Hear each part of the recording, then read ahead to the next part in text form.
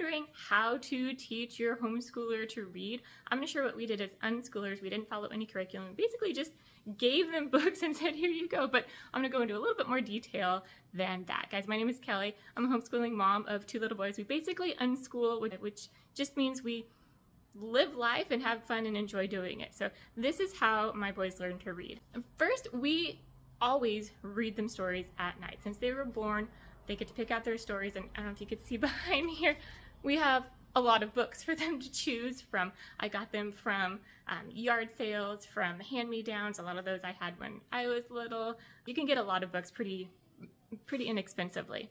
But these we found, and I think it's sight word readers.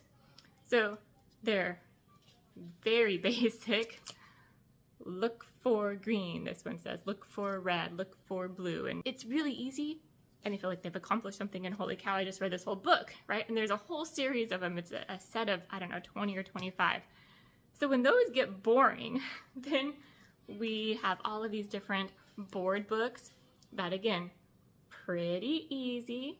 And by the time my boys got to this level, we had read these so many times just for their bedtime stories that they knew what all the words said anyway. But it was great because then they could match what it looks like to, you know, what's in the story. And then we started doing these froggy books, which were a little bit more difficult. But if they get tired, then we just read half the book or a quarter or wherever they're at. You can kind of tell their brains work until all of a sudden there is a point where they just can't figure out any word. And that's where you say, that's a really good job. Let's pause here for tonight. We'll put our bookmark in. And so we just have them read these books. Usually, if we get to bed early enough, they'll read one book each, and then I'll read, you know, whatever they choose for me to read.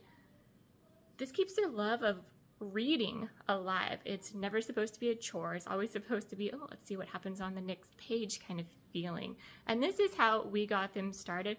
If they didn't feel it, we didn't push it, because it's not supposed to be an assignment. It's not supposed to be something that they dread. It's supposed to be something that they enjoy and something that they can feel accomplished.